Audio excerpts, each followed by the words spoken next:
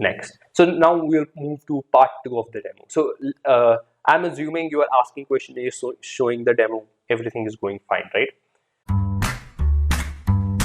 So part 2 is don't show them the 10 steps how you set up a campaign. Just show them, okay, this is how I have set up a campaign, right?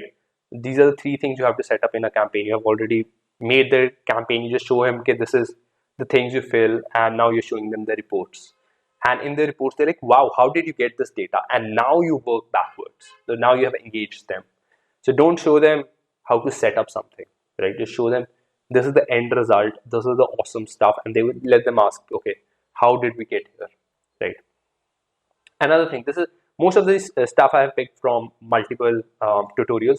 So one of the things that they said was, okay, for example, if you're selling in a company, don't show, okay, these are 10 companies we worked with and these are top 10 brands. Rather, what you show them is show their industry. So like I'm in marketing industry, so show them MarTech landscape. I'm not so sure if my internet is working. Okay, it's working, right? In MarTech landscape, pull this thing up, right? This is huge. But let's say pull this thing up and start circling. So we have worked in your industry. So let's say you're selling to a college and the college is engineering college. So this engineering college in this region, we have worked with this college, we have worked with this college, we have worked. He's like, okay, he is working with a lot of colleges in my industry, right? So he knows my industry and other people, are already working with them. So draw on a landscape rather than just show them a slides. They don't matter, right? A landscape matters, that you are getting traction. Next steps. So have they agreed to the problem, right? Next thing is, and before you go to the next steps, you very clearly ask them. So before we move to the next step, do you think this will help solve your problem? And they will say, yeah, I think. Stop. If they say, yeah, I think, like that, you don't have a problem agreement. There are multiple types of yes. One type of yes is, yeah, I'll do it. One type of yes, I'll do it. One type of yes, we have to do this, right? So get a hard yes, right? Don't fool yourself. Salespeople love a bigger pipeline, but a bigger pipeline is usually not healthy, right? Make sure all the pipeline is strong rather than big. Makes sense? So here the demo could be a deal maker. So everything over here is to make the deal. Everything you do before is in the starting is you can break the deal apart, right? So over here the demo is a deal breaker. Now you have to ask the next steps at the end of it. Otherwise, according to research, your chances of close will go down, right? And you will establish the thing that this process is only in the control of the buyer, and buyer can you have given everything to the buyer, you don't have anything to ask from the buyer. So if you very clearly ask them what are the next steps and uncover all the objections, so after this pass, the real difficult part begins, the real sales, where the sales people need to shine. This is the part where it begins, and I know it's easier said than done, but I'm giving you a lot of tools so salesperson can find the context and put the right tool, but you should know the tool, right? So discuss the next steps right there. And how do you discuss the next steps? And this is what I have seen. I hear the recordings of salespeople, and this is what they say: ma'am, you take approval. After you take approval, that means the sale is done. I'll give you a discount. What have you done? You have given all this control to the man, to the person, right? The person is not going to get approval, or he's going to maybe go to their boss. He's like, this thing exists, right? Okay, maybe this thing can help us. What is their price? This price. Yeah, it's not in our budget. Go. This is the conversation of the 1 hour long demo you had. So make sure your demo is strong so that conversation becomes 2 minutes at least. And you also know, you also know that whom the ma'am is going to get approval from, so that we can maybe nurture that person as well. How we're going to do that, I'm going to show you next. But yes, another thing people do is they make statements. This is like, sir, I'll follow up with you next week. Like, the person in his mind say, yeah, like I'll pick up your call, right? If the person is not interested, he's not going to pick up your call, right? If the person is interested, he's gonna say himself, "Okay, dude, call me next week," right? And this is the salespeople we try to. It's so difficult to get sales. We try to, say, okay, next week something will change, right? Sometimes things don't change. A rather better question is, now this question you can only ask if you've done previous things better. Otherwise, this question will bounce back on you. And even if you do previous things better, uh, this question can, open up multiple threads that I'll show you how to pull upon, right? The thing you can say, so the next best steps is for you, for me, you, your boss to get on a line. How can we make that happen? Or when can we make that happen? And this is where you will, now their skin is in the game. Now they have to tell you, they have to make a commitment. And now you will see where the things go wrong. How strong was your demo, right? So after this, now before this, let me recap, right? When you're asking this question, when you are asking a commitment from them to get the decision maker on board, before that you have to make sure there is a problem agreement, right? They agree to a problem. I know one salesperson that the VP of sales ask every salesperson when they come up with a problem in a sales opportunity or a deal. They're like, the VP asks, what problem did the prospect agreed to? That's his first question. That's his first question, right? Second thing is, you need to also tool them up for and help them to sell that thing forward, right? I'm going to show you how, what you can do. You have to, okay, people don't feel understood. The person sitting behind you, you think half of your family don't understand you, your friends don't understand you, the opposite sex does not understand you, people don't understand each other. In sales, try to understand the other person. If you understand the other person, he will connect with you. That's the best feeling ever. Okay, this person understands me. And for that, you might have to hear things that might not fall in line with your ideal sales closure steps, but it will help you, right? Okay, this is what you need to do. Last is, you have to uncover the objections that they have. Also, you have to make them listened to. Right? I'm going to give you 4 tools how you can make that happen, but for God's sake, never cut a prospect sentence short. And I know some of you like, I never do that. Go listen back to the recordings. You do. Everyone does. You have to build a habit of not doing it. It's very hard. You have to, like, I know the answer to this question. I know the answer to this question. I know the answer to this question. But let them complete the sentence. Let them relax. Then you come back. Otherwise, what's the line? Like, you respond, but you don't reply. Like, something like that. You react, but you don't reply. Something like that, right? So don't react. Respond, right? Okay, so I'll dive deep into these 3 a bit so that you have context.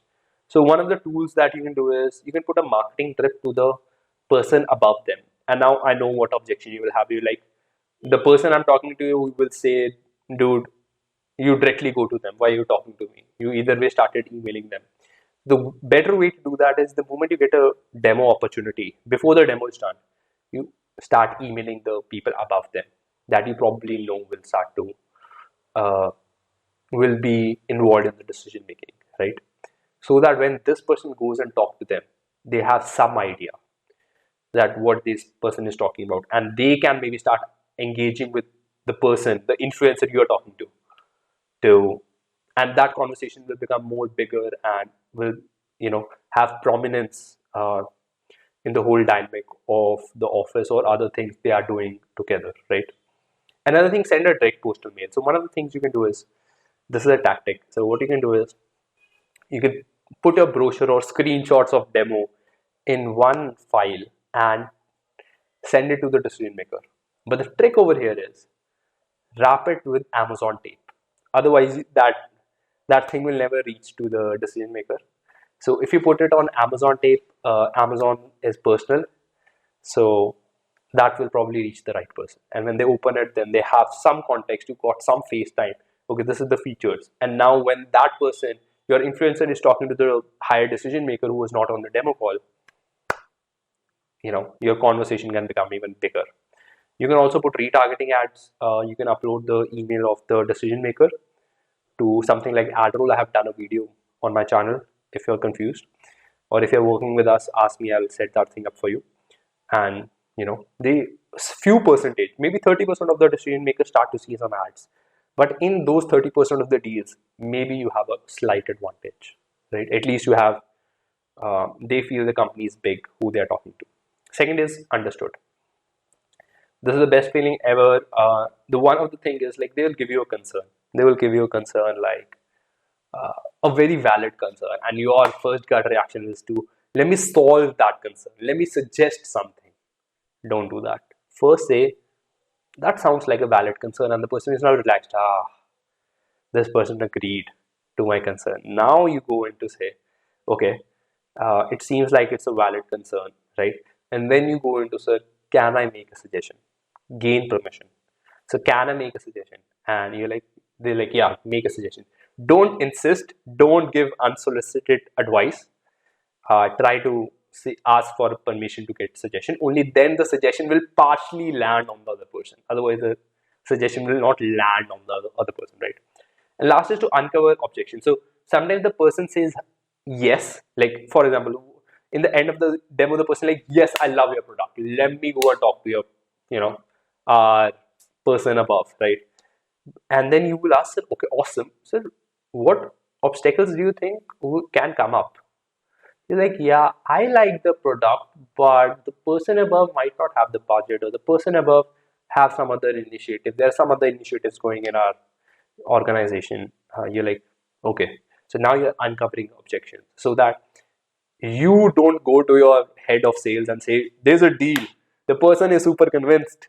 But then a few days after, what? The person above blocked the deal? Yes.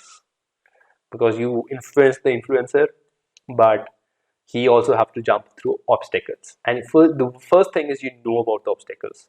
And for that, you need to make sure the person is resonating with you. You have to become a people's person. You have to understand them. And by the way, if you see, we're trying not to lose control of the conversation. We're trying to get involved in their journey of the buying process as well. And also never lead or force. So one of the things, this is a story I did. So I heard, so what I tried to do was, so the head of the company sent me to a person junior in the company, and I started asking them, what will you tell your boss about my service? And the person gave a very limited answer. I'm like, no, tell this to your boss. And it blew back on my face. Don't do that, right? And don't lead the other person. Lead the other person is putting words in their mouth, right? Try to get a real sense what this person thinks, right? Only then you can work in reality. Don't work in your imagination, right? And you have to use these tools in multiple times. You have to understand them multiple times, uncover objections at each stage and in different ways. Sales is a hard job, right? One of the things you can always ask is, sir, what other reservations do you have, or what other reservations does the person above you have, right? Uncover each objection. The more they know, the better you can help them in some way or another, right? Now, when you're doing this, now you will, there are few tactics, there are few ways how you can make this whole thing better, right? So there are 4 tools that I suggest. Number 1, mirror. So mirroring is a technique. So for example, this person says, I don't think this is the right time. And you're like, no sir, why? First of all, don't ask why. That's point number 3.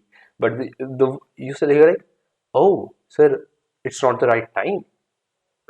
And the person like, yeah, it's not the right time because. So you do not have to ask the question. He responded because, and it's easy to know, it's difficult to do. We forget because we are so much in momentum in the conversation. We forgot to, block the punches that we are getting. We're like, okay, I got opportunity, let me punch back. So that's one. So mirror, lower your voice and pause the conversation over there. Mirror their words, 3 words, right? Mirror 3 words in the sentence. Second, God's sake, if you are doing a demo, other person has not turned on the webcam, that's fine. You turn on your webcam, please. It's, you know, it's a human thing to do. You are the one who is selling.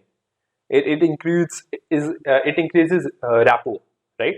So bring it on. Please turn on your webcam. Even the other person has not. That's fine. Let them see you.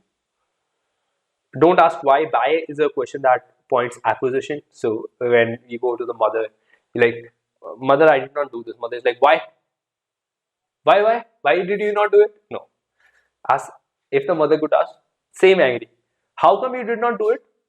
Same anger, but the words are like, you're like, mom, that because of that reason. But why is like, oh, she's asking me, she's, it's not. Or she's like, what caused you not to do it? So I did not cause it, something else caused it, right? So my mother is putting the blame on something else. So similarly, when the person is giving an objection, don't ask why you did not like the product, why, whatever. Say, how come, sir? What's causing this concern? How is, what thing is interfering in this thing, right? Puts problem on someone else. Put the person out of the pressure so that he can resonate with you, right? And if you're doing cold calling or demo, and then again, put your webcam on, see your face, see if you're smiling. If you're smiling, the person will be able to listen that smile, right? And this especially helps when you're cold calling. Now, the reason I have given you all these tools is because all of these things will spark more objections. Now the problems will start to come out, right? And when the problems start to come out, now these are the 4 tools you can use, but you need to understand something core about the problems, right? Number 1, it's better if there are objections. Ask questions. Don't ask why questions. Don't ask how and what questions. By the way, these 2 things are from a book called Never Split the Difference. I have the book somewhere up in my room. Okay, so yeah, amazing book. Go read it if you can. Listen to the audiobook. So this is a person who, negotiates with terrorists, right, or kidnappers in other countries. So it's a very interesting book. You can read it. It's called Never Split the Difference by Chris Voss. Now, when objections come up, ask questions. Please ask questions, because that will give you more things that you can work upon. Then you will go to the root causes. If you don't go to the root causes, right? And also when you're asking the objections and it is something new to you, make sure you listen to your recordings, because you will know where the conversation changed. Like you can see, okay, I asked this and now the conversation changed. So now next time you can improve that conversation. Also, they say optimists look for opportunity in every problem or objection or adversity, while a pessimist look for a problem in every opportunity, right? So mostly an opportunity can be reframed also, right? But you have to be very careful when you do this. So a weakness can be reframed as a strength. A poor timing can be reframed as a good timing. So this is what the company from where I have taken most of my content, Gong, is. They do this, right? So if the objections say, okay, I don't want to start a pilot right now because it's the last time of the quarter and it's the worst time, they say that this is the best time of the quarter because we're a call recording, software, and you can analyze your call and you can make your next quarter better. And this is the time you have the highest value conversations, right? And now at this time you will be thinking like, how will I, use this thing in my company? Like, this is not what happens. The best thing you can do is start listening to your recordings. You will start to know the objections. There will be more likely like 10-20 objections at max, right? And it's like getting getting the exam paper leaked, so you know all the questions and you can write great answers, right? So it's like a chess match there where you know the common moves the other person will make. So why don't you create your own game plan, right? And also, if you see the very first slide, what did the woman in ancient Greece said? Your price is too high. I'm going to another vendor, right? All the stuff, right? It's a bad timing. I cannot buy it. I don't have money, whatever. She ends up buying the stuff. Your mother would do that too, right?